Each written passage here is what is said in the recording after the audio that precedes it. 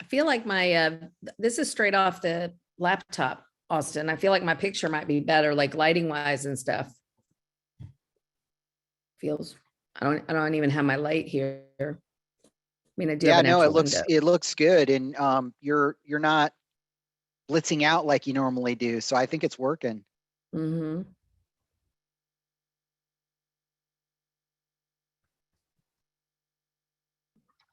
Oh no, that's where they can hear us. So we're going to go ahead and get started this morning. Welcome everybody. Thank you for joining us today for our NFIP update. We have some great speakers here today, so I know that you're going to learn a lot. Just a couple of notes, as you may have heard, we're going to go through today's session. And if you have any questions that come up while you're thinking of them, you can go ahead and put those in the chat. And we'll take those at the end, or you can wait till the end and we'll have a Q&A session, and you're welcome to unmute yourself then and ask those questions. We are recording today so we can share with our members, so you're welcome to keep your camera off if you like, because it's not for credit, so we don't need to see you today. And if you would keep your microphone muted throughout this session, that way there's no background noises for our speakers. So I'm going to go ahead and introduce our three speakers that we have today. First, we have Cyndee Haydon. Cyndee is a successful full-time broker associate in the Tampa Bay area. She is a recent graduate of the NAR Leadership Academy and is known for being a champion for homeowners in the area of homeowners insurance, flood insurance, and sustainability, and served on NAR President Vince Malta's Sustainability Presidential Advisory Group in 2020. She became very passionate about insurance when Bigger Waters happened in 2012, and she has been advocating ever since to ensure there are affordable flood insurance solutions, including that NFIP remains solvent and sustainable. Cyndee was named her association's 2021 Realtor of the Year and also received the prestigious Advocacy Champion Award. Cyndee served as a Florida Realtors Insurance Chair in 2017, as well as serving the last 3 years on NAR's Insurance Committee. She will be the Vice Chair of NAR's Insurance Committee in 2022 and currently has been active in educating Realtor members and consumers on the NFIP Risk Rating 2.0. Thank you. Welcome, Cyndee. We also have Austin Perez. He is the Senior Policy Representative for Insurance Issues with NAR. In his role, Austin is NAR's public policy expert on federal insurance matters, including flood insurance. He is also staff director to NAR's Member Insurance Committee, which develops the association's positions on related public policy.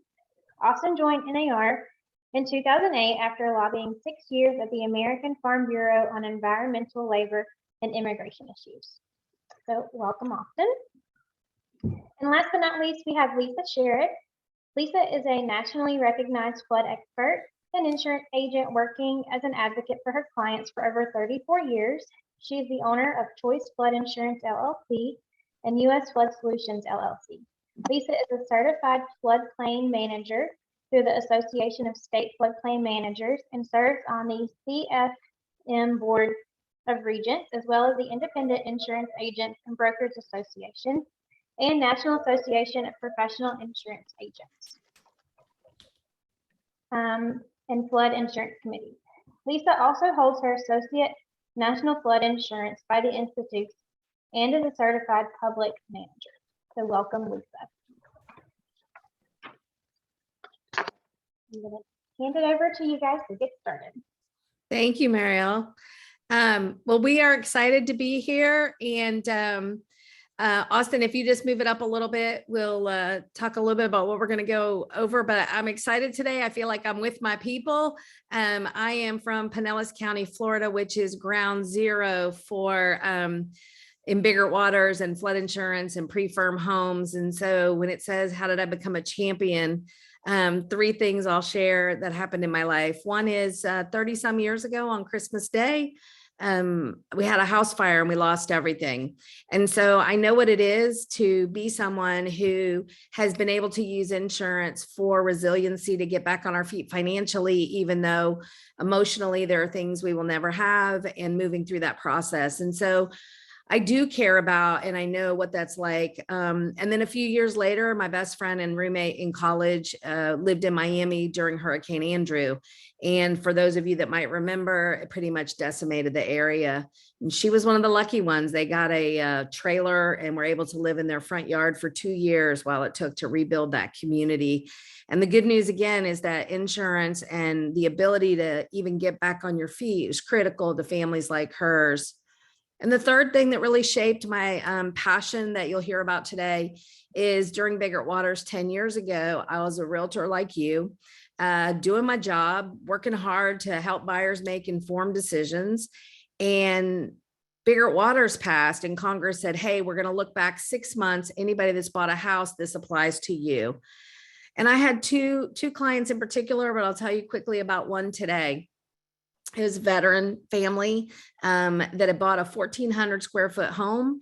And out of the blue, they got told your flood insurance is $14,000 a year. There's no ability to break it up into payments. And I remember that family looking at me and just being devastated and saying, basically, we're being foreclosed upon. We can't do this. We did everything right. And how did this happen?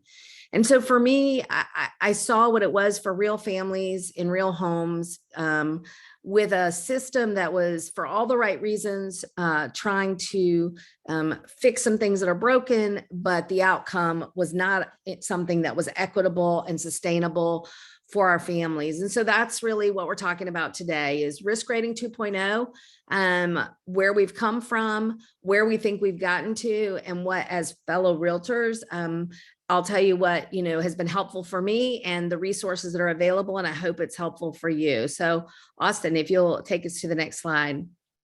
So how did we get here? I mean, you heard a little bit about Biggert Waters, but in reality, FEMA created the National Flood Insurance back in the 70s, and they've collected $60 billion, but you can see they've paid out way more than they've collected. Obviously, for anybody good at math, we know that's not going to work. But more importantly, take a look at the bottom of these slides and how we're seeing these large storms become more and more financially impactful. And so again, we don't even know last year's storm, what are going to be the impact and the costs. So again, we looked at that and said, this can't go on. So when Biggert Waters happened, go up. When Biggert Waters happened, one more, Austin, please. Nope, wrong way. Rate sheet. Nope. There we go. He's just trying to see if, Austin, you're killing me. You are not on the right slide. Please. Next slide. Thank you. Okay. See, he likes to keep me on his toes as his vice chair just to see. So anyway, what I want you guys to look at here is that this property, if you look at the right-hand side, it was a $300,000 home.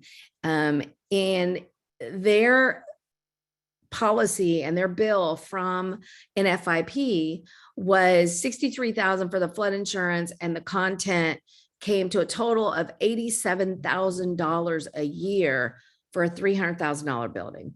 This actually happens to be last year's chair of the insurance committee. So again, somebody else that experienced what that's like to see a piece of paper and go, where do we go next? This is not doable. And so let's go to the next slide. So NAR has been working with FEMA on a long-term equitable solution.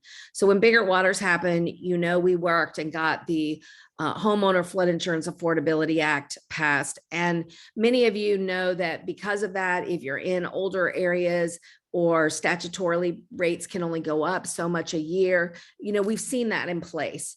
But the problem is it doesn't fix the original problem I showed you, which is we still have the costs going out much greater than the money coming in to cover those claims. And so Congress has charged FEMA to get that in line. So in 2015, NAR Insurance Committee took up and hired actuaries to work with FEMA to say, okay, how do we build a better mousetrap? And in 2021, we think that we've done that with risk rating 2.0. And so we're going to talk a little bit about that today and hopefully help you understand the facts and get away from any myths or misconceptions. The thing I want you as realtors to know, I mean, first of all, we should be so proud of NAR for what they did for us last year and the year before, being essential, being able to work, being able to qualify for PPP during the pandemic. But, this is another example of if we did not have members investing in the realtor party and volunteering in our advocacy and our calls to action, we wouldn't be where we are here. So I just want each of you to know how important you are as an individual and as a messenger to our communities on the work that we're doing and continue to do. Because again, there are still things in our future that are going to need your help. Go ahead, Austin. So, for me, one of the things I'm so glad Lisa is here, because what I found is that's critical in this area is someone that actually understands risk rating 2.0 and make sure that they can advise my clients on what's the best plan for them going forward. We're going to talk about the fact that there's a glide path. We're going to talk about, is it better to get quoted a new rate? Are there other options and things you could be doing? So really having someone that understands that is going to be critically important. The other thing is the declaration page that's going to come out that says, what is the true rate? Having someone that understands that, in next week, we're going to start seeing the first renewals go out for April 1st. And so what we're hoping today to help you understand is that when your clients might call and say they see something like I showed you earlier, and maybe the true rate's showing 8,000 or 9,000 or some scary number, what does that mean? And how does that impact you on a day-to-day? And again, people like Lisa can explain it. We're going to talk more about it today. And then as the renewal process goes ramping up starting next week, people like Lisa can help current clients understand what to expect and make plans and help them, understand their best options. So there's a lot of things changing, but what I do know is that insurance agents need to invest the time to understand the system and how to put in the correct information. Because one of the things we've seen in the past, and even on the early things with new purchases, is people that don't put in the correct information, buyers can really suffer by not getting their best possible coverage. So I'm really grateful that Lisa's here. You're going to hear a lot from her, but I would just say to you that you need to be looking at the things we're talking about, having these conversations with an insurance advisor and making sure someone can answer for your client the kind of things we're going to talk about today, because obviously we got to stay in our box as realtors, but we need a really strong player on the team as we make this transition. So again, that's kind of where we are. And I'm going to turn it over to Austin to kind of tell us how we got here. Thank you. Thank you. And it's a pleasure and a privilege to have the opportunity. Like Cyndee said, I mean, it's wonderful serving a vice chair like Cyndee, who knows more, probably forgotten more about this issue than I ever learned. So that's wonderful, this being a member-driven organization. And also just thank you for the resources. I'm one of your staff persons in Washington, D.C. that interacts with federal agencies like FEMA and with members of Congress. And I actually, I would be remiss if I didn't recognize Ken Austin is on the phone, who's also a member of NAR's insurance committee. And in fact, he was on one of the first presidential advisory groups that formed right after the Bigger Water Act to try to get a sense of what's going on. So Cyndee asked me to talk a little bit about the history. Where were we 10 years ago and how we got here? We formed an insurance committee. I was tapped to be the staff director of the committee. So I've seen it all from the start to now, and can kind of share my observations, what I've seen from the members, and also just reinforcing we're staff to real estate professionals. This is a member-driven organization, and so it's been wonderful to be able to just staff a wonderful group of realtors like Ken and Cyndee, and so just really appreciate the opportunity here. Okay, so let's provide some context. So risk rating 2.0 is the new pricing system that FEMA is rolling out.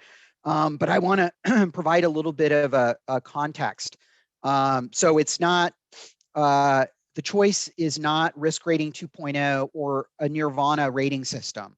It's not risk rating 2.0 or heaven. It's risk rating 2.0 or a system that is badly outdated, broken, in need of a correction. And as Cyndee pointed out, $83,000 per year for a $300,000 home. I mean, even FEMA's actuaries can't defend that, can't justify that. That's ridiculous. That implies that the house would have been expected actuarially to wash away total loss once every 4 years. And I can tell you, for even the highest risk properties in the program that are flooding repeatedly, they're not being washed away once every 4 years. So I want to start out with a system. Why could you see such an absurd result? And I think the first thing to keep in mind is that this was developed 50 years ago. I don't know how many of you have been in the business for 50 years, but for those who have, think back 50 years ago, what kinds of technologies were available to you, and what kinds of technologies you have available to you now compared to back then, and how much more productive you can be. And, you know, Cyndee and I kind of kid about this, as she, in a previous life, she was with IBM. So I tried to pick some equipment to sort of highlight the fact, you know, what did our equipment technology look like 50 years ago? And I actually picked technology 40 years ago, the first desktop computer. And you can see, you know, a cell phone here. I mean, that's bigger than my head. Yeah, I don't know how many of you liked Pong, and the NFIP had a telephone book, which was how insurance agents would rate NFIP policies. As they flip over in this book, they'd compare it with the elevation certificate. They'd have to flip to the right table and answer about 2 pages worth of questions. And really, they only had 2 pieces of information to go from. And this is the 50-year-old system, which back then was cutting edge, state of the art, but has not kept up with the times and the challenges of 21st century flooding. But the 2 pieces of information that they use in order to rate every property across the US is it in a special flood hazard area, where flood insurance is required for a federally related mortgage or any other kind of federal assistance.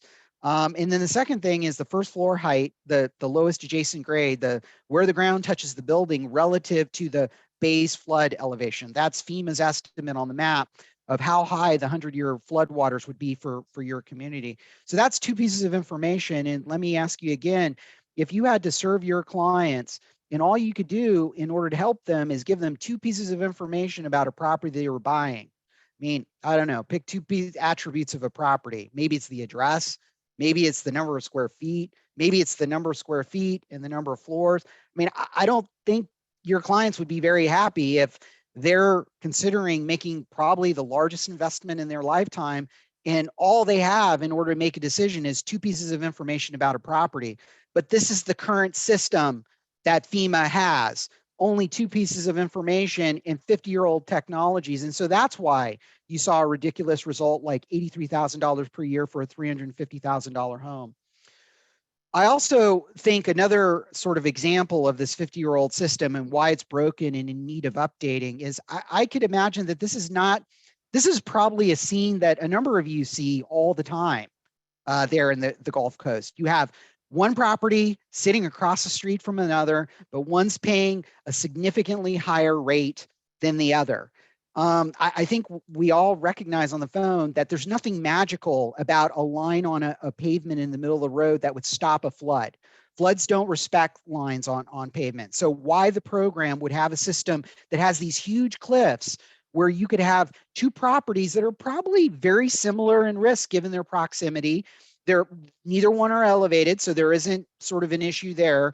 The water is not going to suddenly stop in the middle of the street so that the property on the right would see $6,000 or $5,500 less in damage, but they get a $500 policy and the same amount of coverage as a $6,000 policy across the street.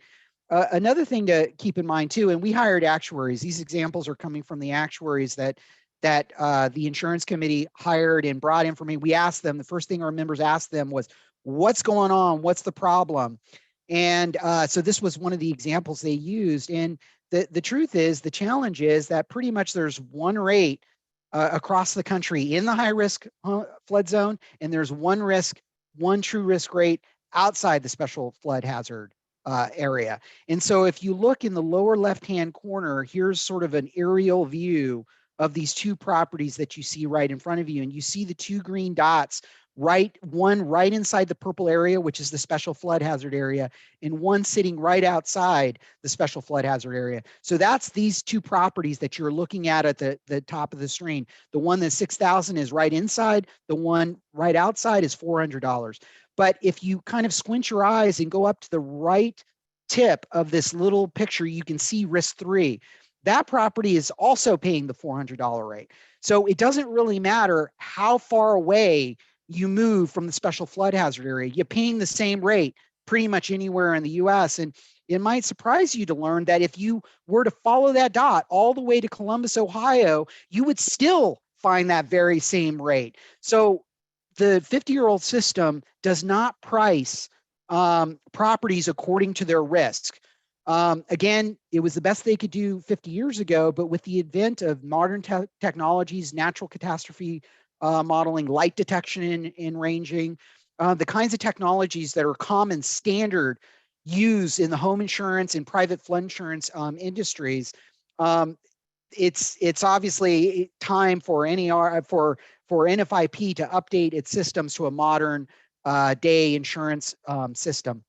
Okay, now that I've given you a little bit of a sense of what's the alternative if FEMA does not update its system, let me talk briefly a little bit about some of the things that were really important for the members that I heard as staff that they were looking for in a new rating system. And I think Rate 2.0 meets the criteria that they gave me as staff when they directed me, Austin, go to FEMA and get them to produce a system that meets these 3 criteria. So the first criteria was it has to be based on science and collaboration. It can't just be an $83,000 rate on a $300,000 house. You got to hire actuaries. You got to use modern technologies. Milliman, which was the actuaries, the independent actuaries that we hired to do our analysis of the current rating system, were hired by FEMA to help them develop Risk Rating 2.0. So not only did they update and add the latest science and expertise from the insurance industry, but they hired the very same actuaries that we hired at NAR in order to try to fix the system. And another thing I should mention, and it's something that Cyndee alluded to, you know, we recognize as staff, you're real estate professionals. You're not flood risk experts. You're trying to serve your clients. You're trying to make sure that they have the information they need to make decisions. But obviously, this is not within the license and training of a real estate professional. So we will get to it. And one of the reasons why Lisa is here today, because she is familiar with the science. She would be able to help you quote a new rate under the new system, or if the old system has a better rate, she could even do that for you. So the first criteria, collaboration and science, check. Second, and this is probably the biggest concern I've heard from the members over the last 10 years, is why am I being rated on someone building in harm's way? Why am I not paying for only my risk, my own risk? Why is it not my own building that's being rated based upon my cost of insuring my property? Why am I paying a national average that's cross-subsidizing property owners in other places? So again, check. Risk Rating 2.0 goes from the system that I just described, which is I'm boiling it down for you, but pretty much two pieces of information in 50-year-old technologies in order to rate a policy in the special flood hazard area. And by the way, outside the special flood hazard area, only one piece of information is used, not 2. So special flood hazard areas is double the amount of information needed for a rate 2.0, for the risk rating under the old system, the 50-year-old system. So now FEMA is moving from that system to Risk Rating 2.0, where it's property specific rates. So each and every building is rating on its individual risk relative to flooding. There are a dozen variables that are used for each building. So if you're closer to water, if the building sits closer to a river or an ocean, your client's going to tend to be charged more for flood insurance. The further away it is from water, they're going to tend to be charged less. If the property, the building sits on high ground like a hill or a mountain, it's going to be charged less than the property that is sitting at sea level. Also, a couple of other factors that I want to mention: the type of flood risk. If your storm surge flooding is your primary, hurricane storm surge flooding is your primary risk, there's going to be a different rating, a higher rating than if your primary source of flooding is riverine or urban flooding, where you have a large amount of rain that backs up in a sewer system like Houston, for instance. So risk rating 2.0 not only accounts for your distance to water and how high you are, but it also accounts for your major types of flood events and adjusts the cost based upon storm surge flooding, where there's velocity to the water is going to be a lot more damaging than just typical water rise if a river overtops its banks. A last thing that I want to mention, and it's something that is very common in the home insurance industry, that wasn't true of the system 50 years ago. They're using replacement cost values. So if you have a multi-million-dollar home under the old system, you're being charged the same rate as a $100,000 home. If you're in the special flood hazard area and you have the same lowest adjacent grade relative to the base flood elevation. Under risk rating 2.0, the prices are adjusted so that the higher value properties are paying more than the lower value properties in the system. Now, why does that matter? Someone, I've had the questions, $250,000 of coverage, that's the same whether you're a multi-million-dollar house or a $100,000 house. And the answer is insurance to value, which is a common concept in the insurance industry. And what that means is the $1 million home only takes 25% damage before it reaches that maximum $250,000 limit. Whereas the $100,000 home, if it's completely washed away, it's never going to make a $250,000 claim. So the $1 million home is more likely to claim more from the NFIP than the $100,000 home, which is never going to ask for the maximum coverage available under the NFIP. So the fact that some properties are more likely to cost the program more, the rates are adjusted for that purpose. Like I said, a lot of the technologies and standards that are used in the home insurance market, the private flood insurance market, is being brought to risk rating 2.0. A lot of these technologies have been developing for decades, going back to, Cyndee mentioned Hurricane Andrew back in 1992, using natural catastrophe modeling. So I wanted to kind of show you a comparison of nationwide, a snapshot of how RATE 2.0 uses the technology and what it means for property owners going forward. So the legacy rating system, that's the 50-year-old rating system. You can see here that if FEMA did nothing, if FEMA did not adopt risk rating 2.0, risk rating 2.0 did not happen, 92% of NFIP policyholders would be paying an increase of about $0 to $10 per year. Whereas if you look at the right side of the top bar, 4% would be paying between $10 and $20, and another 4% would be paying more than $20 per month for the risk rating system. So that's the current system. That's the spread of rates on April 1 if there was no risk rating 2.0. Now look at the comparison with risk rating 2.0. You can see on the bottom bar, which is risk rating 2.0, that 23% of policyholders for the first time in 50 years would see the first insurance rate decreases under the National Flood Insurance Program. It may be a surprise, but everyone's rates have been going up for 30 years on a glide path. No rates have been going down. They have all been going up, but that's under the national average system, where you're using two pieces of information in the special flood hazard area and one piece of information outside based on 50-year-old technologies. But now that FEMA is able to rate building by building, they are now able to see that 23% have actually been overcharged. They've been overpaying in the program. So when they renew their policy after April 1 this year, they are going to see a decrease in their premiums to make them whole again for the fact that they've been overpaying. And the average discount, the average repayment is going to be about $800 to $1,000 per year. You can also see that the next 66% of people are in the same category as they were under the legacy rating system. They're paying about $0 to $10 per year. Another 7% are seeing between $10 and $20, and you can see 4% are paying more than $20 per month increase. So you can see some rates are going down, some rates are going up, depending on the building specific risk. But we asked FEMA to zoom in on those 4% under the legacy rating system, the old 50-year-old system, and the new system, and tell us about those people who are seeing more than $20 per month.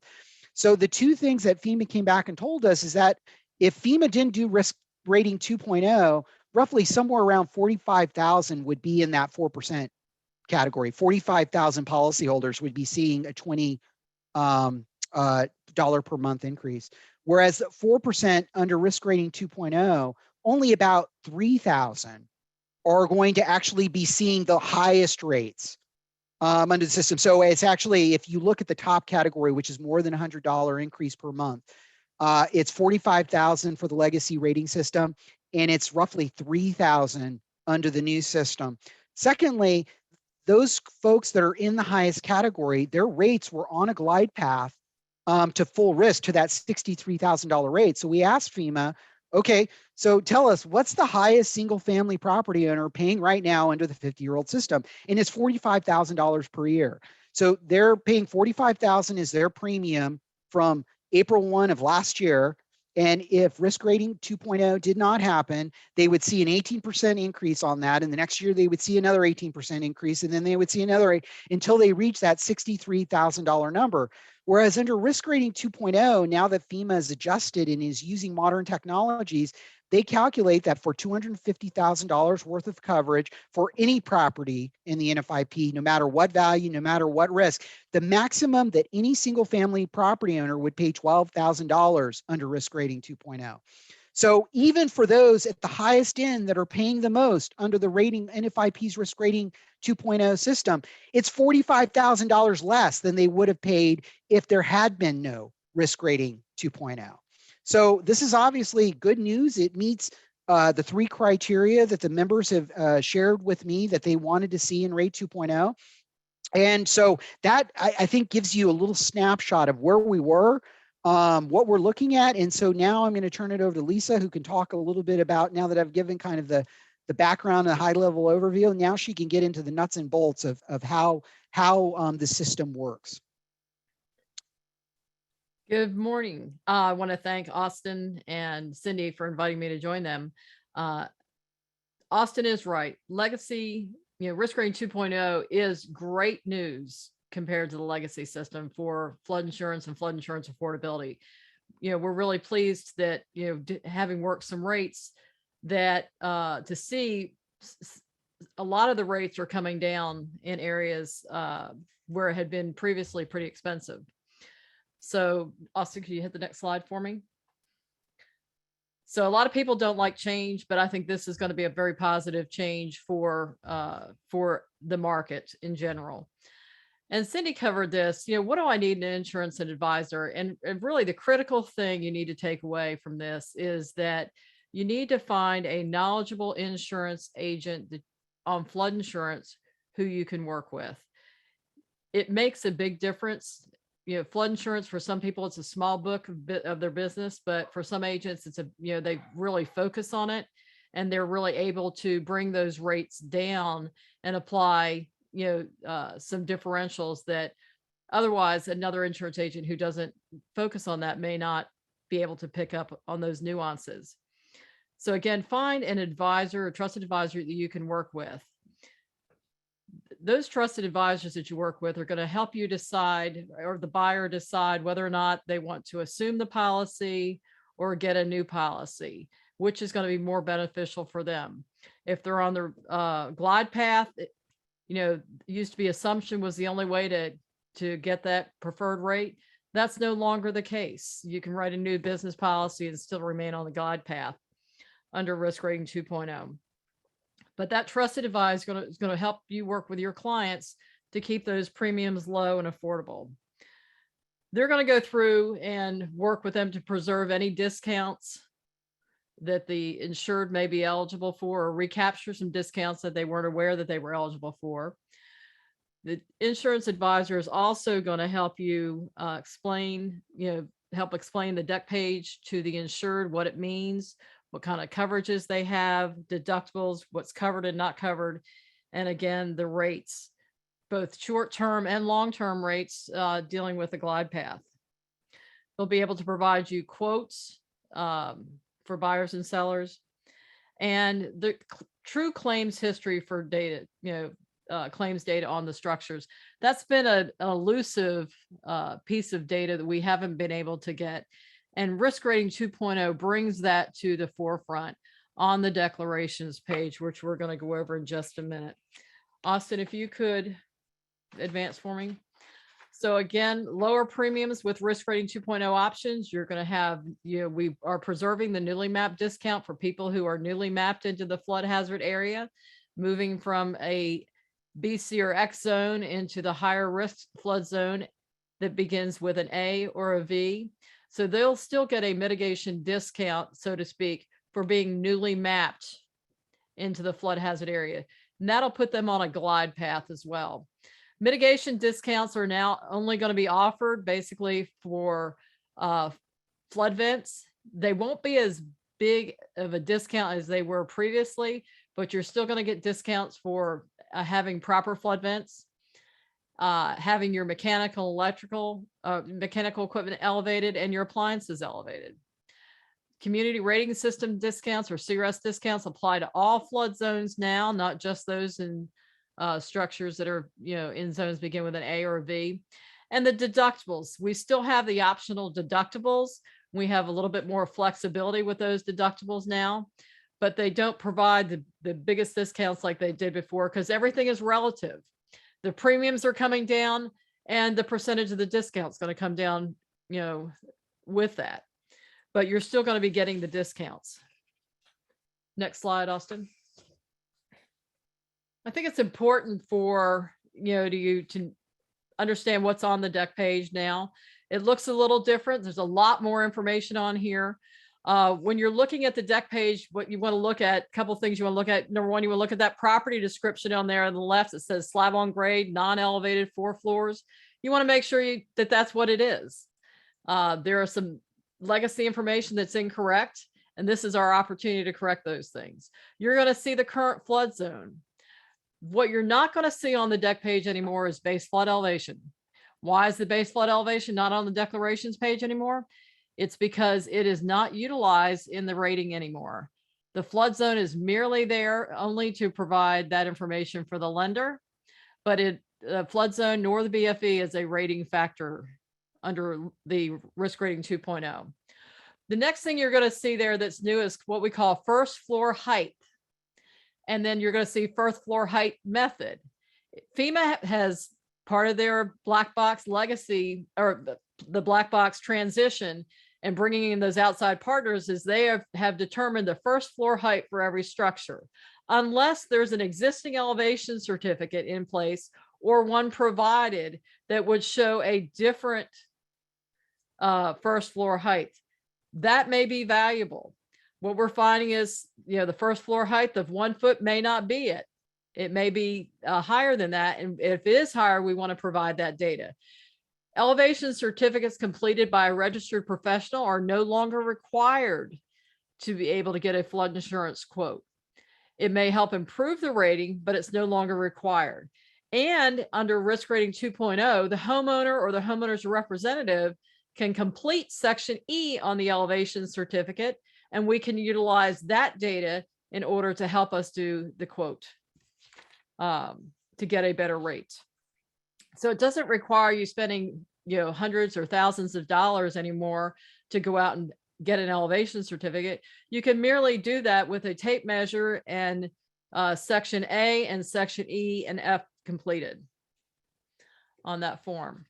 The next thing you're going to see up there on the left, it says prior claims, prior NFIP claims. And this is going to be important because as the program grows and as the data gets refined, you're going to see that this will reflect the true claims.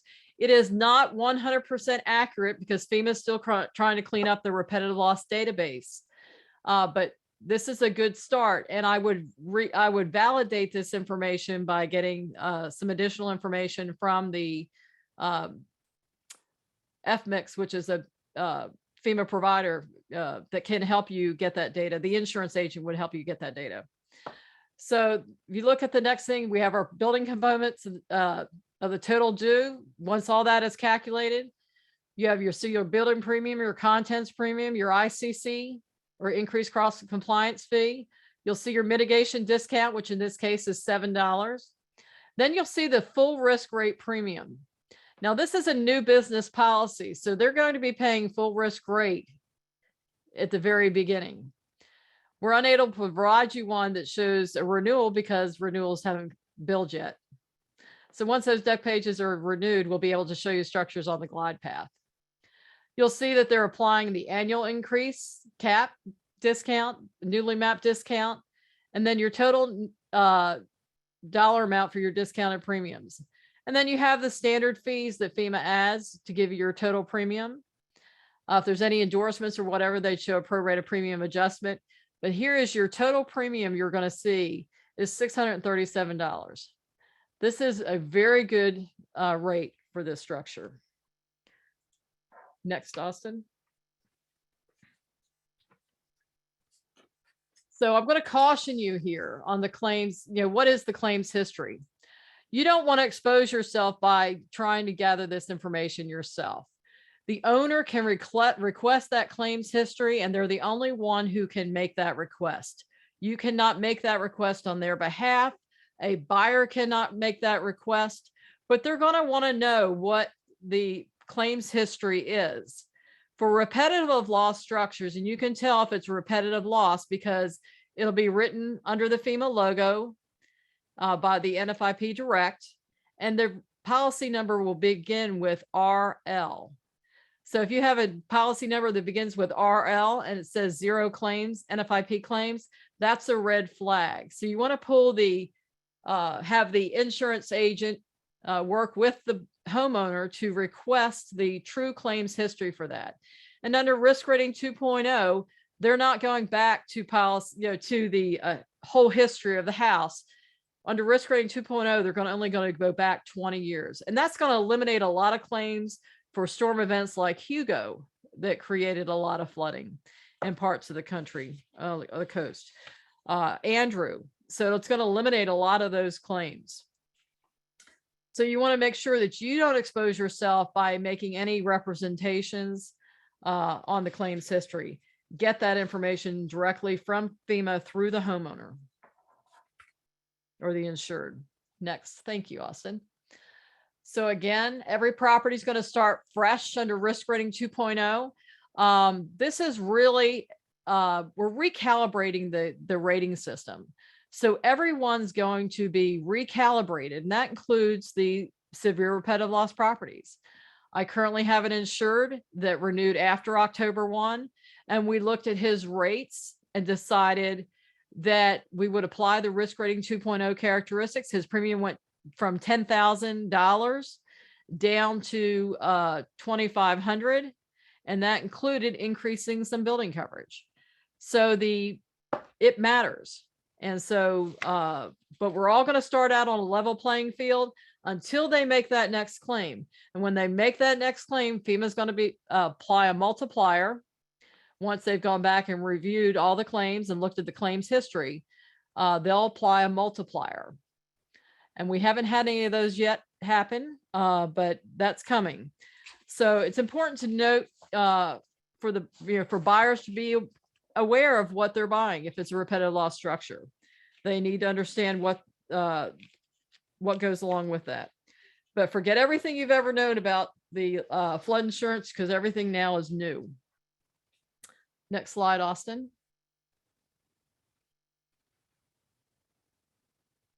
So this is kind of a case, we've talked about in the past, the legacy system and how we had grandfathering, and everybody's afraid that their rates are going to go away, or they're not going to be entitled to discounts. And so what this slide here shows you, we use the base flood elevation and the flood zone were the two methods for grandfathering. We're no longer using that data. under the risk rating 2.0. So we have a structure here, the first structure, which for the policy was purchased under the legacy system and they have a grandfathered rate. They're on a glide path to full risk rate. And so when you look at that slide, you're going to see that that rate's going to go up to 18% a year over the course of history. The future, it'll just go up, 18% a year. The next structure, we have a new structure. Structure number 2 is existing policy under the new pricing methodology. There was a change in the base flood elevation. And under risk rating 2.0, there's no impact to the premium because they were, we're not using base flood elevation or the flood zone to determine their premium any longer. And under number 3, we have a structure where there's new business under the new pricing methodology. There was a change in the base flood elevation. So is there any impact on the premium? And the answer is no. The structures are structure 1's on the glide path, and structure 2, there's no impact. Structure 3, there'll be no impact. So again, they're already, structures 2 and structure 3 are already at full risk rate. And structure 1's on a glide path, easing into that full risk rate. So there'll be no impacts. Next slide, please, Austin. Okay. Thank you. So ways an insurance advisor can be a guide. Navigating at risk rating 2.0 is difficult for some insurance agents because they've really got to spend the time to figure out what the nuances are between the legacy system and the new system. There are some great opportunities that we have for risk rating 2.0 that we didn't have prior to. So for example, if somebody bought a house within the last 365 days and they did not capture that grandfathered legacy rate for whatever reason, the assumption fell through or something happened, it didn't work out. The buyer refused, or the seller refused to let the buyer assume the policy. We can now go back as insurance agents and recapture that information under risk rating 2.0 from the previous owner and apply those rates. That is a big hand to buyers who bought within the last 365 days. Insurance agents can also help get that claims history for the buyers by working with the sellers and the current homeowners. That is really critical, making informed decisions. A lot of people would like to know how realtors, the realtors are working with the buyers who want to have reassurance about what's the risk, what's the premium going to look like in the end.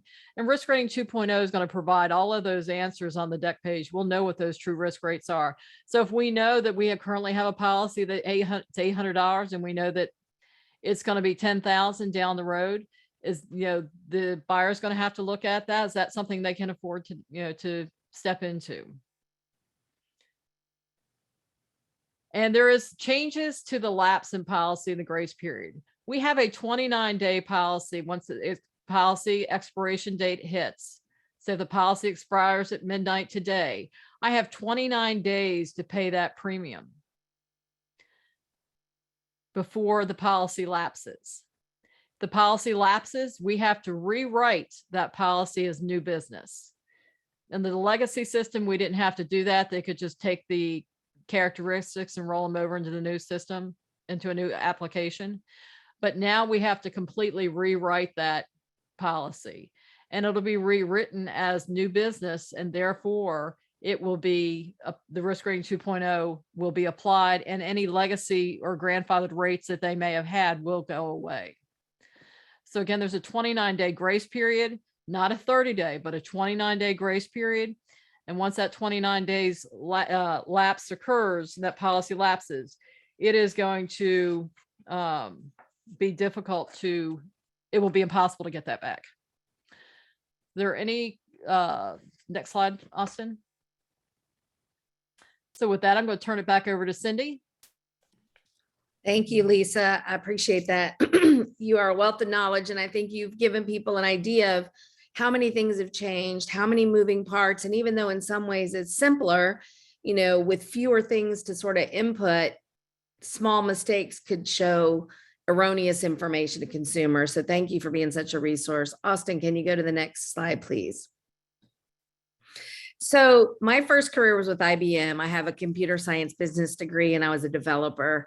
And, you know, when Austin and I started talking about this, I said, oh my gosh, you've just taken us through 1950s, like old technology. And we now have this new operating system we're all dealing with. And there are going to be things that are going to be quirky, or we're going to find glitches. I mean, it just will happen. And so what we found when October came, and I just want to offer this to you guys, and you'll see the information later, is when you hear people, if you hear consumers or realtors talking about something that seems really out of alignment with the things you're hearing today, or maybe a potential problem, you know, the best thing that we've found is pausing, taking a breath, and just getting the facts. And the facts for us that are helpful is getting a copy of the declaration page. And we're going to show you how you can get in touch with Lisa or Austin, and they can get, you know, with FEMA. So just realize that there are going to be bumps. There is no perfect, but so far, I got to tell you, as I told you before, I'm at ground zero during the Biggert Waters, 54,000 people affected by the grandfathering and the old homes. And I was past president of our association. So far, since October, we have not had one client, consumer, or realtor legitimate complaint. So again, that's a pretty high bar to say that's a good response, that if there were, you know, lots of things, we'd be hearing about it. So far, again, things have been rolling along pretty well. A lot of times, just a little bit of education. Go on, Austin. Next slide, please. So you've heard from Austin and Lisa kind of what the old system was. And basically, I like to say it's like having a frog in a slow boiling pot. You know, those homeowners that existed today were sitting there dying a slow death. They just didn't know it. But the reality is, when we talk about where rates are going, it's only gotten better, but the old rates never would stop. Statutorily, they could go up 18 to 25% a year. Some of you asked about a glide path. I'm going to show you in a couple of slides and show you that it's been going up at a much slower level. But it was a 50-year-old system, and it only took in those two parts of information. It never stopped increasing. So like that boiling pot, hotter, hotter, hotter. And we really found that in moderate and lower areas of housing, 2/3 of those older homes were actually overpaying and subsidizing the expensive homes. So again, you know, this is, and then we talked about the reality that if you looked at where Biggert Waters tried to put a stake in the ground, it just wasn't sustainable for homeowners or taxpayers. And I don't know how many of you know this, but there are parts of the United States that have something called COBRA zones, which means they don't qualify for any NFIP insurance or mortgages. And so, you know, we don't want that to be us. We don't want that to be where I live. I don't want it to be where you live. And so this is a way that we kind of have a sustainable system. So go forward, Austin, about, you know, the next one. So what did Lisa and Austin talk about with risk rating 2.0 is we're going to see that max rate go down 73% over the old system. We're going to see, as Austin talked about, 23% or more of those people are going to see an immediate decrease in their bill. So it's good news that you'll be delivering or talking about. It is going to use those property specific factors. And we are going to talk about a glide path, and what that means is just how you keep that minimal increases every year. So hang with me a minute on that.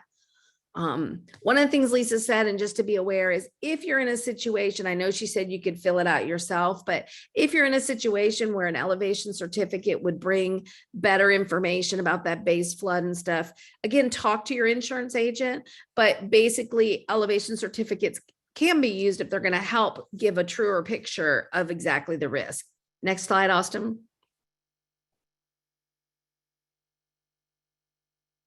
So what's not changing? We still have the same policy coverage for both residential and commercial.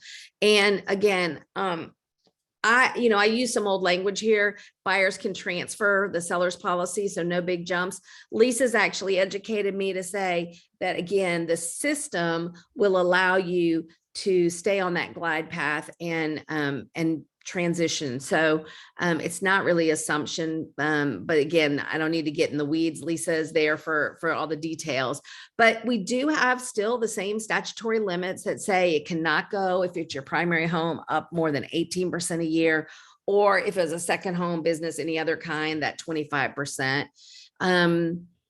We are all still required to have special flood hazard coverage if you are in those areas and you're having a federally backed mortgage. So the traditional conventional loans, FHA, VA, if you're in these zones, you still have to have flood insurance. The community rating system discount is still applies, but as we've seen now, it'll benefit all homeowners, not just those in the special flood hazard. So the X zones or other zones like that are going to now see some of that impact. And as I said, elevation certificates are optional. If it'll help, you can use them, but again, you don't have to have them. Go ahead, Austin. Okay, this is the glide path. So I apologize for it being all the way down here, but here's what I want you to know. If you look at the bottom of this graph and you say, okay, somebody's paying $3,000 a year for flood insurance, but they get this renewal in and it says their true rate is going to be $9,000. And if you're like me and the way insurance is, you're going to open it up and your client's going to call you freaking out, having a heart attack, and you're like, what? And so everything's going to look a little different and it's going to be scary. And so really what I really want you guys to know is we looked at and went back and researched, Austin and I, and said, okay, we know that statutorily it can go up as much as 18% or 25%. But what has it been doing the last 5 years? And if we look at that average, nothing about risk rating 2.0 changes how it goes up. So over the last 5 years, that's been on average 9% a year. So it looks like, and what we're seeing is, you know, somebody that currently is paying $3,000 today, regardless of even if that were to say $12,125 as the max, you're looking at 15, 20 years till you get there.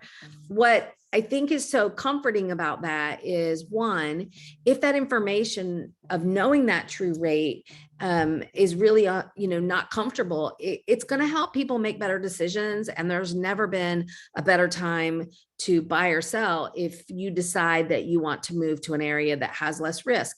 And it is part of understanding what that risk looks like in that process. So this is the glide path when we talk about it. And so what it means is wherever the current policy is, as a buyer moving forward, if one exists, you'll be able to jump in and maintain that savings when you work with someone like Lisa. She did also mention that, again, you want to be able to do that in a timely way to not lose that opportunity. So hopefully that gives a good answer there. Go ahead, Austin. All right, so let's look at some rates and some of the things that Lisa ran, some different quotes and some ideas we got. So a low value coastal home, basically about 400,000 in the after repair, like what it would cost to build it. And it's in a VE zone. So obviously most expensive, slab, 3 floors. On the legacy system, it's paying $474. On this one, the new premium would be $893. And so that's going to basically mean, again, what we talked about, the 474 would go up 9% or some fashion of whatever it is going up until it would reach that 893. They would not go to 893 on that first renewal rate. Go ahead, Austin. Yes, they would use the glide path. Okay, so severe repetitive losses. Lisa talked about it, and again, a couple things to just this is one where we really want to be in our box. Because again, if properties have had losses, the odds are the vulnerability is there. So we just want to make sure we're giving people information and helping them make the decision that works for their family. On the legacy, obviously that AE 1977 construction, 7,280 in a home that had repetitive loss.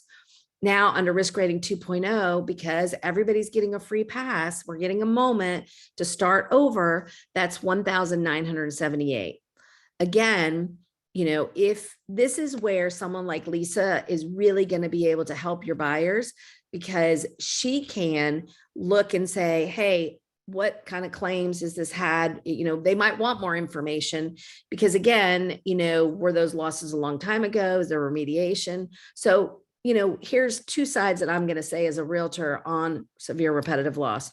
One is I want to be really careful of helping people understand what that, risk is and talking to people that can help them decide long-term if it's a good fit. The other is understanding again about mitigation and what are people doing. So it's one you want to handle with kid gloves, and definitely partner with a really good professional like Lisa, because what none of us want to be doing is saying to someone the total cost of home ownership is with $1,978 as the flood insurance, and they have a claim and all of a sudden it's the $7,280, and in effect we kind of could go back to what Bigger Waters did, right? And so now we're giving everybody eyes wide open, and it's important again that we educate. Our code of ethics says we disclose, things that could affect the material value, but we also stay in our lane and have partners help us like Lisa. So next one, Austin. All right, so high value coastal home. This is a sample of one in my own backyard. Again, is an AE zone on a finger, and basically it was $1.5 million home, and they were currently paying $2,488. So they were up in arms saying that under risk rating 2.0, they would be paying $7,669. The reality is it's less than 1% of the cost of the home. And as you start to see this, they are going to have that same glide path. So they're not going to pay that number again. What's it going to take? 10, 15 years. And so as a family, they can make decisions based on where things are going and what is the total cost of home ownership, knowing this new information. On the other hand, we're going to see that for a lot of more moderate priced homes, they were proportionally carrying the weight for this $1.5 million home. So that's why with FEMA, the equity is so important to make sure that everybody's paying from the risk and the value, their fair share. Okay, next one, Austin. Okay, so here's a inland riverine. And so you have somebody that is in an AE older home and paying $5,958. And now the value is $200,000 and the anticipated premium is $15,047. So quite a bit of a decrease. And again, one that we didn't have in our samples is this kind of goes to some of what, Austin was saying. We're going to see areas that might have been, again, an X zone that are going to go up, and you're going to be surprised because they're so used to having that low rate. You're going to see places near the river that might go down. But again, it's that balancing and looking at what is the true risk based on all those conditions. And all of it gets trumped after you have your first claim, right? Then that's sort of extra information about that specific property. Go ahead, Austin. So what have I found about selling real estate under risk rating 2.0? It makes me happy and feel confident to be able to know that buyers are going to know a home's true actuarial rate before they make the kind of investments that they're looking to do. They can look at that total cost of home ownership, and insurance is one piece of it when they're deciding, does this work for them? They can make better long-term decisions. And I'm not going to have to look across the table from someone and say, hey, you know what? You did everything right. And all of a sudden, what I've had to do the last 10 years, because I sell in a special flood hazard, is every buyer I've talked to, I have said to them, you know what, there was this day 10 years ago where there was a curtain and it was pulled back, and I saw what these rates could be. And I don't know when it'll happen, but I'm pretty sure at some point it'll happen. And you have to be prepared that you could one day find out that flood insurance is $14,000. Now, the good news is with NAR's help and with FEMA's help, we've lowered that total high cost. And I feel like even the people I'm talking about would have been much more in a mid-range. But I don't have to worry about that unknown for families. And for me as a realtor, that makes me feel good and know that I can do the job and help them make better decisions. They're going to have a better idea of their future flood insurance costs. And different people have different strategies. And that's why insurance exists, right? Some people and some of my clients are talking about, as they get towards retirement, that they may self-insure and they would have their house paid off and have that option. That's an option. All of them are options. They may decide to go with private insurance. That's an option. And so again, there's professionals to guide them through that.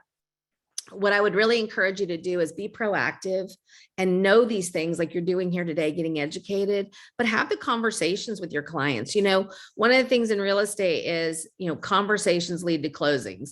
And the reality is so often, you know, we have a hard time maybe showing our value, but this is an opportunity based on what we've done and based on what you now know on how we have advocated to ensure that there is an equitable, sustainable, smooth transition for homeowners.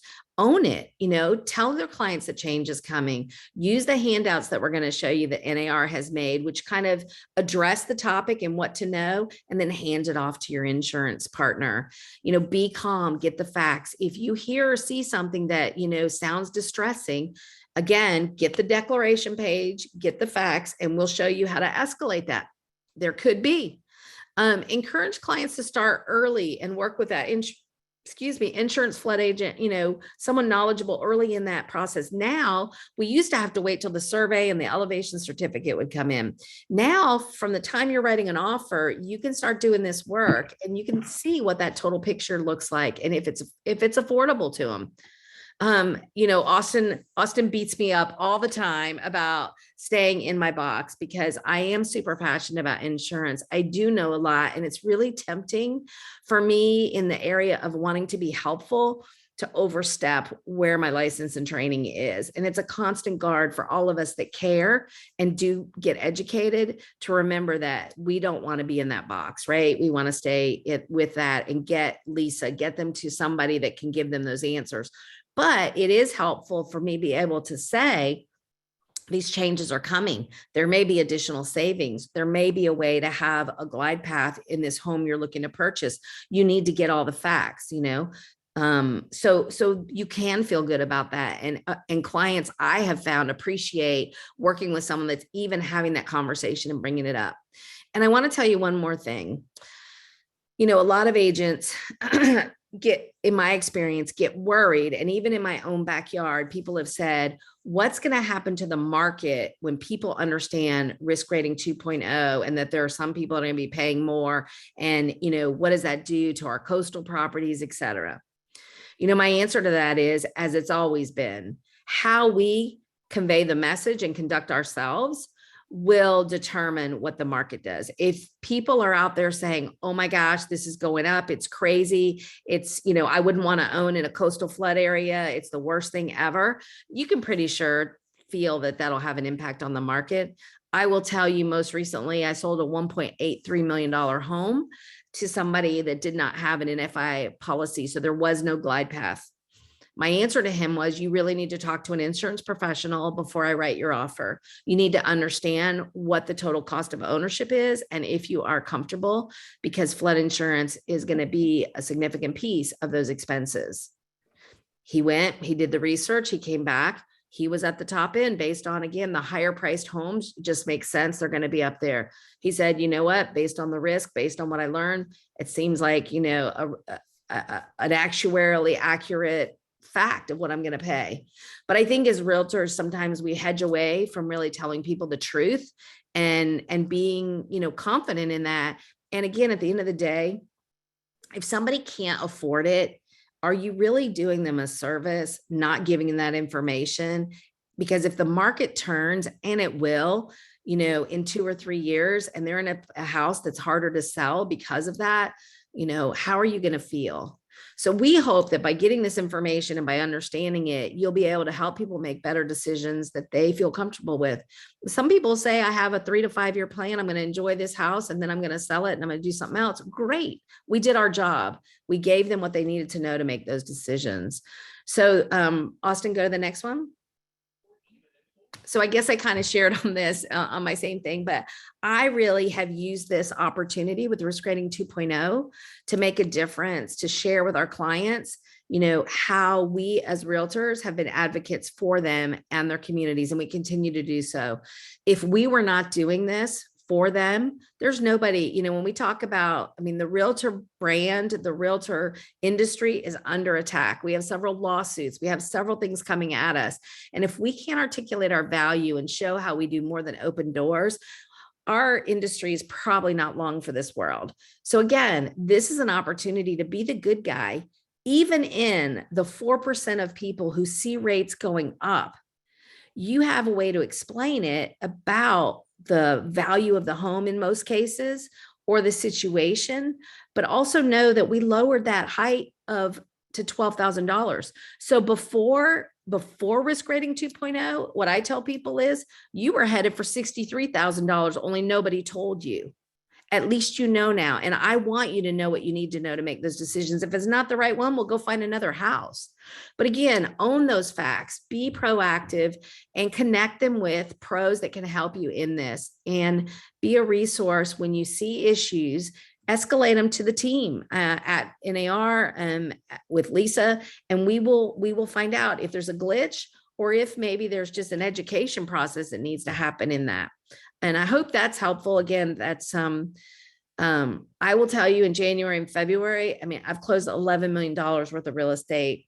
I'm not saying it's a brag, but I'm saying it that a lot of these are, are homes out here that didn't have a flood insurance policy. People are still educated and making a decision. And here's the deal. I would much rather be able to tell them what to plan for the next 10 years, rather than sitting there afraid that somebody's buying a house today and anytime Russian roulette in the future, they're going to get a number that boom, just puts them out. So, for me, it's been good. And I've worked with Austin and the team, that NAR has put together all these resources for you. Again, we'll have them available, but the websites are, we'll get that to the staff so they can share with you guys the link, so you're not having to write them down here. But there's a lot of good information. And again, if we can be of any help, we want to help you feel confident in helping guide your clients through this transition. And overall, hopefully, I would love it if in the chat, you guys could just tell us, how are you feeling after this presentation? Do you feel more confident about engaging with clients about risk rating 2.0? And do you feel better prepared? And if there's something that you feel like you could use more on, tell us that too. But really help us gauge, because we are working hard to bring it out to our realtor members across the country, because every situation is different. So for that, thank you. And again, back it up one, Austin, so people can take Lisa's information down. And Lisa, you might want to shoot your information in the chat so people, if they have questions, could reach out to you specifically. And I guess at this point, we'll open up, Mariel, to questions. Yeah, so I think we just have one question in the chat that you didn't already go over in the presentation. And Donna is asking, did you get rid of the PRP policy? Donna, you want A Lisa question? Yes, I'll take that. Yes, we did get, technically we don't have a PRP policy anymore. They'll have the newly mapped discount if they're newly mapped in a flood hazard area, or they'll have a standard flood insurance policy with a PRP policy rate starting on a glide path.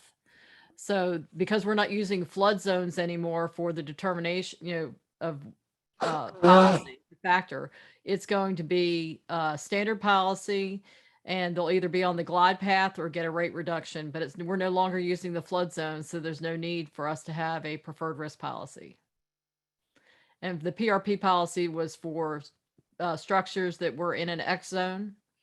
And since we're not using the zone any longer, it's just going to be a standard policy, and the rates will be applied accordingly.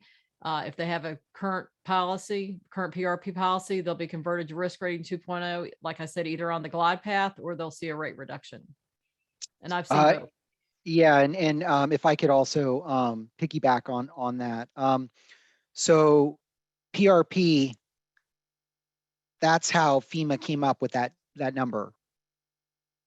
It's an average number across the US. It includes high-risk properties, it includes low-risk properties. So I guess the point is I was talking about the 50-year-old system. They had to come up with a number, but the PRP rate is not something that is property specific. It doesn't give your clients information that they need about the cost to insure that home. Under risk rating 2.0, instead of having a PRP policy in the X zone, because so 50 years ago, they couldn't come up with a number for every individual property. So they had to simplify. So they'd come up with one number in the X zone, and then they came up with the PRP because the standard X policy was whether you had it, more than a couple of claims. I can't remember exactly what the cutoff is. Under risk rating 2.0, there's no longer a need for just one number. They can actually rate each individual property according to its own individual risk. So it's possible that your client could see a lower rate than a PRP policy. It's possible your client could see a higher rate. But the thing to take away is because rates can go up or rates can go down, the most important thing is to have an insurance agent who can help your client in an X zone to make sure that they have an accurate full risk rate. So I wanted to emphasize that point. And I wanted to add one more thing about X zones, because you hit a great point, Austin, that it was just a generic, like imagine throwing a dart on the wall. Hey, it's 400 or 500 and no real other factors kind of went into it. And what Austin showed you, if you remember back, that house that on one side of the street was 6,000 and something a year, and the other side of the street was $400. I mean, to the best of my knowledge, water doesn't know, like, whoop, I just went across the street, I'm going to turn, go a different direction. And so what we're seeing is some of the people in the X zones are actually seeing more of an impact because there is more risk, and that hasn't never really been accounted for. What I would say, at least for me, when I'm talking to buyers is, that number gives you, while it's not mandatory that you have flood coverage in an X policy for a mortgage and a Fannie and Freddie mortgage, the reality is, we don't want to see any of our clients flooded. And so it's a conversation worth having for them that says, hey, if this number is bigger, it likely means there's more risk factors for you to consider. And so again, we know that every zone, an X zone is a flood zone. Sometimes we get into talking about it's not, it is. And we know all 50 states have floods, and 30+% of them are in X zones. So I think another part of staying in our box is not making people falsely confident that somehow floods don't happen in X zones. They do happen. The benefit to somebody, or the consideration, is it's not mandatory that you cover it, but they should be part of the conversation of understanding their risk and what would happen if that did happen. So, I heard a story recently, and it just brought that to mind that we need to have those conversations too, in my opinion. Thank you. We have a couple more questions. Dodie is asking that she said this information was very helpful. She wants to take it back and review it some more. Are we able to share the slide deck today with our members? Is that something we're able to send out? Yeah. Absolutely. Okay. So I will share that with attendees today. So, and along with the recording of this. I saw somebody asking about, could somebody quote the glide path increase, et cetera. I mean, here's one simple way to think about it. Your client's been getting a bill every year if they have this policy. And so what kind of threw me in the beginning is we started doing modeling at the max of 18 to 25%, and people were losing their minds. And I said to Austin, why are they losing their minds? This should have been the way. It's like, no, because they're only seeing, 5, 6, 7, depending. I mean, it kind of breaks in, but on average, 9%. So the reality is nothing has changed about that. If they've been getting a bill that's been going up so much a year, that's what they can expect on their same path. So again, I don't know if Austin has a better way to explain it, but if they've been happy with where it's been going and the way it's been going, that's just going to be the same for them. It's just the difference is, instead of this graph ever stopping at 12,125, it would have kept going. It would have kept going to 63,000. That's what nobody told them. Sorry. Go ahead, Lisa. I'm sorry. I just put that in the chat to respond to Lynn. Again, the max, we don't know what the FEMA is going to determine, but the average has been 9. The max is 18 for primary, 25 for non-primary and severe repetitive loss or businesses. And that's the statutory cap. It can be less than that, and it typically is. But again, your you'll know because the number on the far right is going to be the full risk rate. So you know, how many years is it going to take you to get there, even if you applied 9 or 18%. So. Yeah. And so the one thing I wanted to add, because there's a lot of confusion about what is risk rating 2.0. Risk rating 2.0 is essentially a flood mapping tool. Risk rating 2.0 is not actually raising the rates, which is why the glide path is independently determined. It's not determined by risk rating 2.0. It's a completely separate calculation and process that FEMA goes through. The Congressional Budget Office estimates that the program is coming up short about $1.4 billion per year. In other words, it's not collecting enough premium to cover the expected losses when you apply an actuarial methodology to it. So, and under statutory law, FEMA has to raise its rates to eventually cover that $1.4 billion shortfall. So think of it as a pie graph, right? You have this pie, 1.4 billion, that eventually FEMA has to cover. So, and that's true whether you have risk rating 2.0 or the 50-year-old system, they have to cover that $1.4 billion. What's different, under the old system, everyone pretty much got the same slice of that pie. That 1.4 billion was divided up evenly over 5 million policies. So most property owners were going up around 8%. Under risk rating 2.0, it divides the pie differently. So property owners that are higher value, higher risk get a bigger piece of that 1.4 billion. Those that are lower risk, lower value get back some of the pie.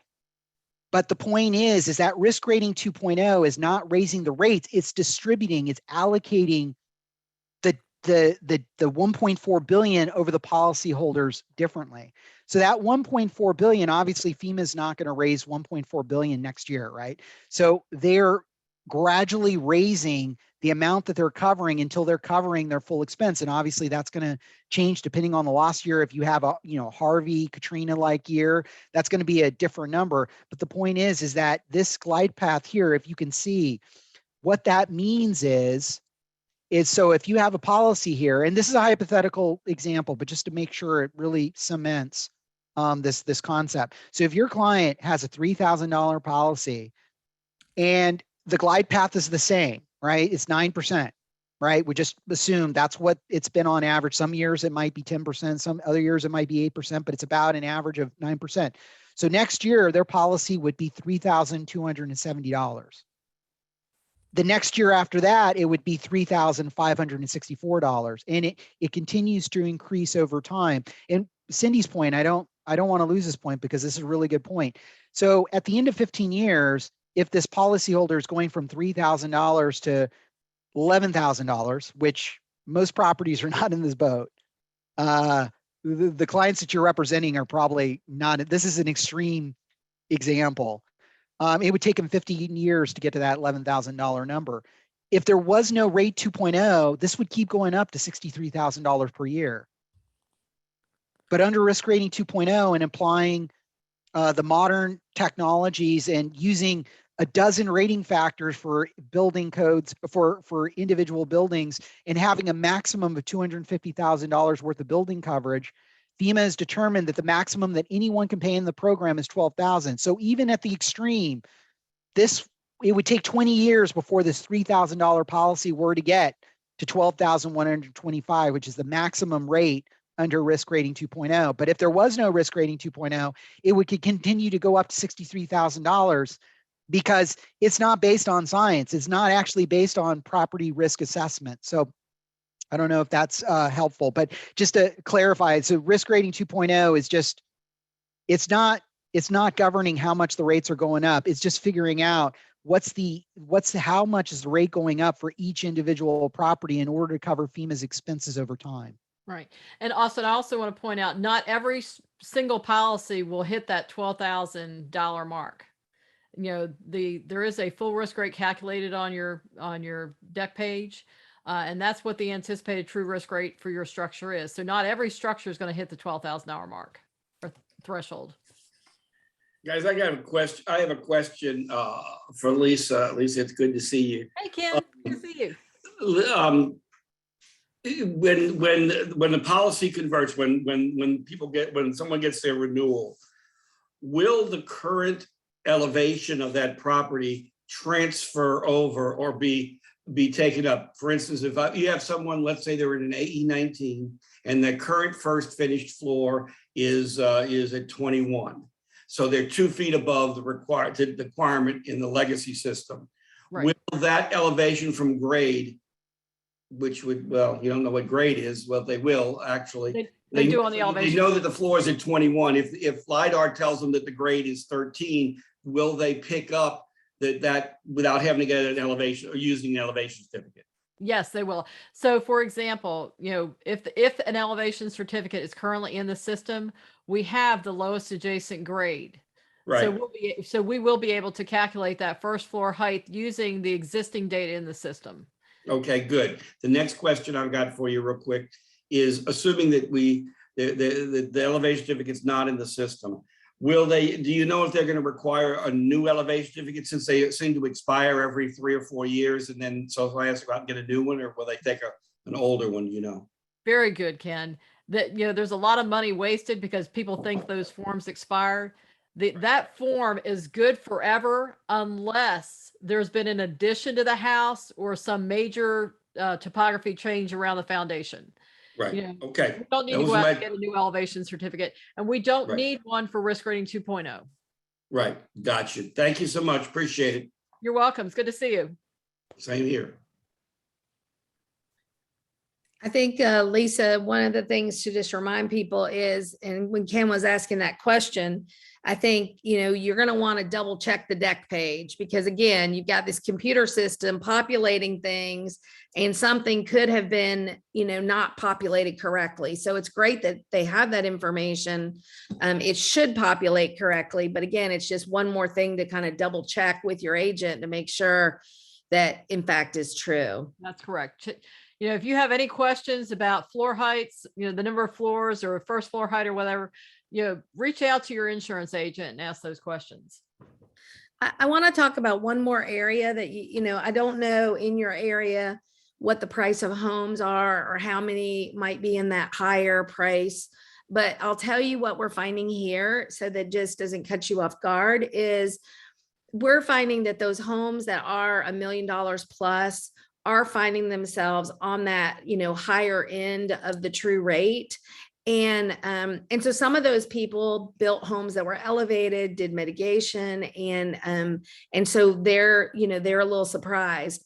But again, what it comes back to is, if we lobbied FEMA to say, we tried to get $10,000. By the time it came, it was $12,125, which, 10 years later, that's a pretty good compromise. But the reality is, what happens is they are getting discounts for all those things. And if we didn't have a cap, everybody would be paying more, but we sort of brought it down. So some of those things that might be a savings, they didn't get it below when you take everything off that higher end. So there's a misconception sometimes that people say, well, I did all this, I'm not getting discounts. They are getting credits, and the agents can kind of show them that behind the scenes. But again, remember what Austin said, they used to just look at 2 pieces of data. Now they go, well, what's the risk? And what's the cost to rebuild? And so just realize that it helps if you're kind of prepared when someone, would ask you about it, that, hey, you did get it, but it's just that by bringing this down, instead of 63,000, they're somewhere in between the 12,000 and 63,000. They did get a savings. We just, we feel like the bigger win was that nobody paid more than the 12,125. So that's just a thought, that you may hear that on the higher priced homes. The other thing to kind of be aware of, Lisa, you might speak to, but the other thing that we've had some conversations about here is, new construction, right? And so they never had a policy. So they're going to be, coming in wherever that true rate is, and the numbers might have changed for them. So again, being prepared for what you might see can, I always find is better than getting hit blindsided. So those are a couple of the places you might want to reach out with Lisa and kind of, or somebody, and get, don't be surprised, but those things might be different than people are expecting. Yeah, in just anticipating a question, the question hasn't come up in the chat, but talking about elevation certificates, when are elevation certificates required? Just not to put too fine a point on it, but for purposes of whether you're required to get flood insurance, an elevation certificate would be required on any property that's post-firm built after the first flood insurance rate map. That requirement, flood mapping, is a separate system. It has nothing to do with risk rating 2.0. It is business as usual. So what Ken was talking about with having an elevation certificate, that's probably a property post. I don't know what the first effective date of your map was, but if it was 1974, that's probably a post-firm, or 1975, that's probably a post-firm property. So you will have to get elevation certificates for those newer properties.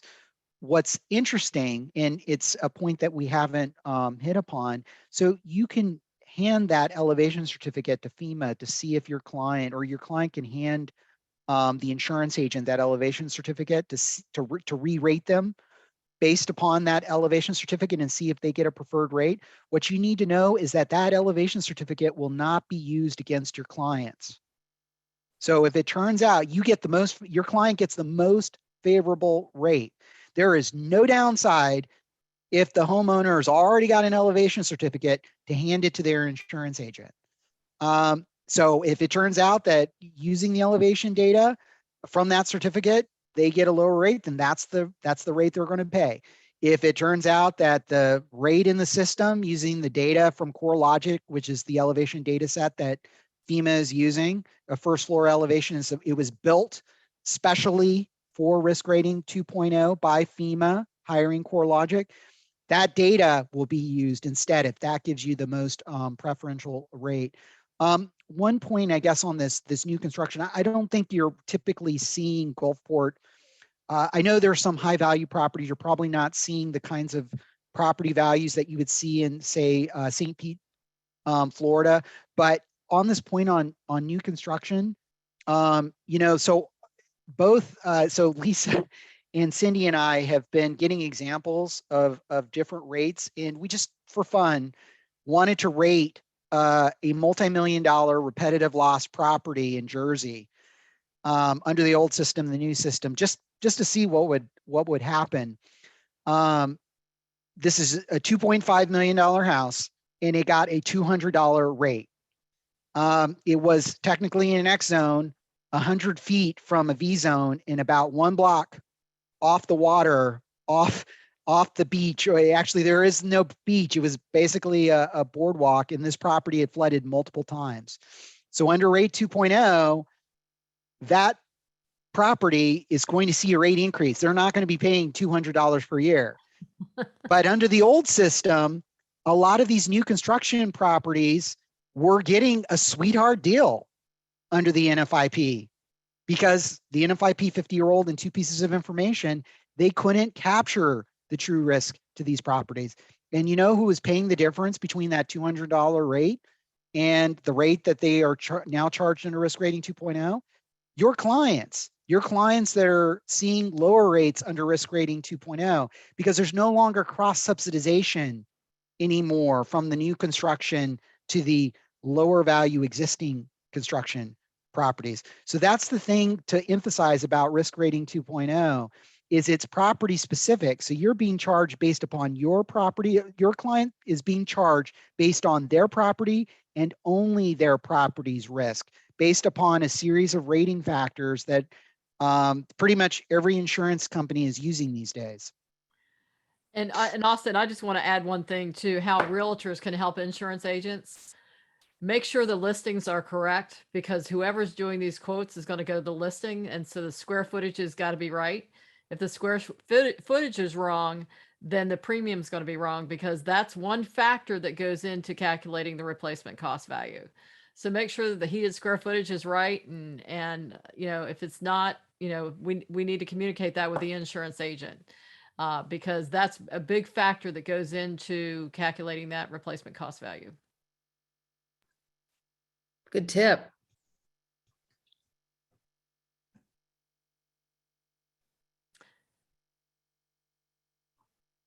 Well, I think you guys covered most of the questions in our chat. Thank you for getting to all of those. If there's anything else anybody has, you can send it in the chat or unmute yourself to ask one of our speakers today.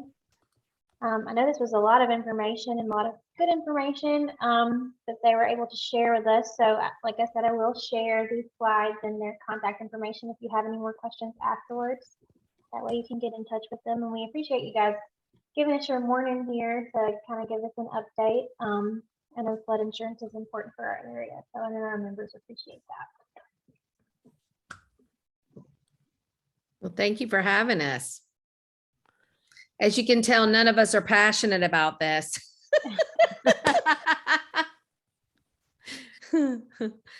But, you know, I think all of us have seen that this matters for families, and even with the direction we're going with sea level rise and climate events, I mean, it's an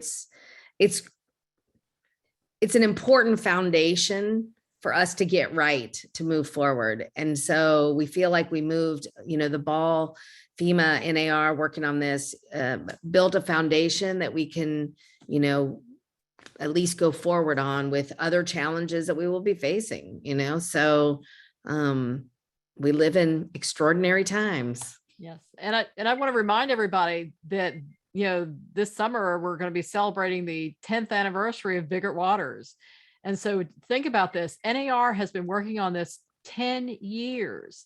And thanks to, you know, Austin's efforts and the board's efforts and the flood insurance committee, you know, a lot of changes have occurred. And that's in big part to, you know, NAR being the driving force behind FEMA to get this done and to address these issues and get, you know, this recalibrated. So, you know, my hat's off to your professional organization for really driving this train to the station.